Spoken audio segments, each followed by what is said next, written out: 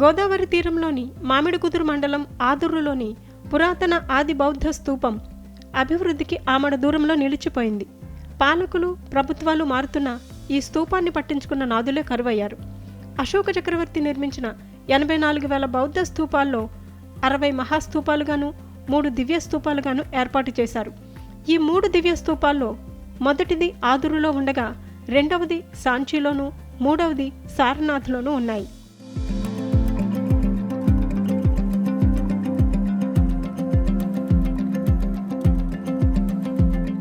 వైనతేయ నదీ తీరంలో సుమారు 74 సంవత్సరాల క్రితం ఈ బౌద్ధ క్షేత్రం బయటపడింది. నాడు ఆది ఊరుగా పిలిచిన ఇప్పుడు ఈ గ్రామం పేరు ఆదుర్రుగా మారింది. గ్రామంలో పూర్వం ఈ స్తూపాన్ని దూబరాజు దిబ్బగా పిలిచేవారు. అనంతరం ప్రభుత్వం జరిపిన తవ్వకాల్లో బుద్ధుని అవశేషాలు, ఆనాటి మట్టి పాత్రలు, పిడతలు లభ్యం కాగా వాటిని హైదరాబాద్, చెన్నైలోని మ్యూజియంలకు తరలించారు. ఆదూరులో అశోకుని కాలంలో నిర్మించినటువంటి బౌద్ధ స్తూపం ఉన్నది. ఈ స్తూపానికి పునాది వేయటం కోసం సంఘమిత్రకుడు ఇచ్చేసినట్టుగా ఆధారాలు ఈ మధ్య శ్రీలంకలో గ్రంథాల్లో దొరికాయి.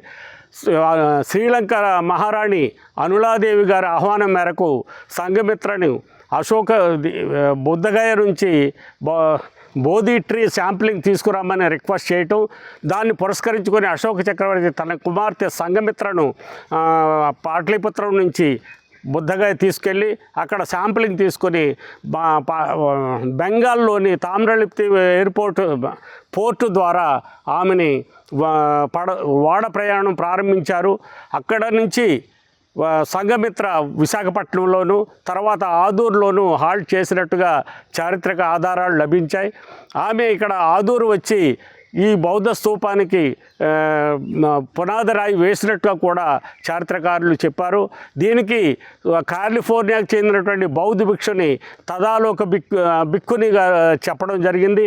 అలాగే ప్రముఖ ఆర్కియాలజిస్ట్ డాక్టర్ ఏకే ప్రసాద్ గారు కూడా దీన్ని ధృవీకరించి దాన్ని పబ్లిష్ చేయడం జరిగింది.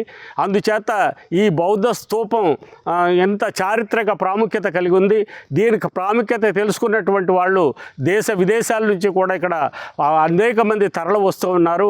వాళ్ళకి సౌకర్యాలు కల్పించడం కోసం ప్రభుత్వం కృషి చేయాలని, ఇప్పుడు రవాణా అంటే రోడ్డు సౌకర్యం సరిగ్గా లేకపోవడం వల్ల చాలా ఇబ్బంది పడుతున్నారు. పర్యాటకులు ఈ పాసలపూడిలోని రిసార్ట్లో ఇక్కడ బస చేసి ఇక్కడ నుంచి బోటు ద్వారా వారు ఈ నదీ మార్గంలో ఆదురు చేరుకొని అక్కడ బస చేసి మరి ఆ బౌద్ధ దివ్య స్తూపాన్ని దర్శించుకొని అక్కడ దాన్ని సందర్శించి మళ్ళీ తిరుగు ప్రయాణంలో ఈ పాసలపూడి చేరుకొని బోటు ద్వారా ఇక్కడ నుంచి మన జిల్లా ముఖ్య పట్టణమైన అమలాపురం చేరుకోవడానికి అత్యంత సులువైన మార్గం అని చెప్పేసి అప్పట్లో దీన్ని 3.5 కోట్ల రూపాయలు వెచ్చించి దీన్ని ఏర్పాటు చేశారు. కానీ కాలక్రమంలో దీనికి సరైనటువంటి ప్రాచుర్యం లభించలేదు. ఎందుకంటే ఇది బౌద్ధం అనేది విశ్వవ్యాప్తం చెందినటువంటి ధర్మం. అనేక దేశాల నుంచి బౌద్ధ సన్యాసులు కానీ బౌద్ధ భిక్షువులు కానీ అలాగే బౌద్ధ ధర్మాన్ని ఆచరించేవారు కానీ దీన్ని సందర్శించే అవకాశం ఉంది. ఎందుకంటే ఎంతో విశిష్టత కలిగి ఉన్నటువంటి ఏకైక మహాస్తూపం ఈ ఆదూరులో ఉన్నటువంటి బౌద్ధ దివ్య మహాస్తూపం. దీని తర్వాత ఇంకొక 2 ఉన్నాయి. ప్రపంచంలోని 3 మొట్టమొదటి కావడంతో దీని ప్రాశస్త్యం అంతా ఇంత కాదు. మరి దీన్ని గనక వెలుగులోకి ప్రాచుర్యంలోకి తీసుకొచ్చి దీనికి ఇప్పటి వరకు సరైన రోడ్డు మార్గం కూడా లేదు. ఇది కేవలం అమలాపురం పట్టణానికి జిల్లా కేంద్రమైన అమలాపురం పట్టణానికి కేవలం 11 కిలోమీటర్ల దూరంలో ఉన్నప్పటికీ కూడా దీనికి సరైన రోడ్డు మార్గం లేకపోవడం ఒక పెద్ద ఇబ్బందిగా మారింది. పర్యాటకులు అందుకనే ఈ దివ్యక్షేత్రాన్ని సందర్శించడానికి కొంచెం వెనకడుగు వేయడం జరుగుతూ ఉంది. తవ్వకాల్లో బయటపడిన స్తూపం పెద్ద పెద్ద ఇటుకలతో నిర్మాణమై ఉంది. అశోక చక్రం ఆకారంలో ఇరువైపులా 2 ధ్యాన మందిరాలు, ఉపస్తూపాలు, చైత్యాలు బయటపడ్డాయి. దీంతో Burma, Japan, Tibet, China, Sri Lanka దేశాలతో పాటు మన దేశంలోని బౌద్ధ భిక్షువులు ఇక్కడకు విచ్చేసి స్తూపం విశిష్టతను తెలుసుకుని ప్రత్యేక ప్రార్థనలు చేస్తారు.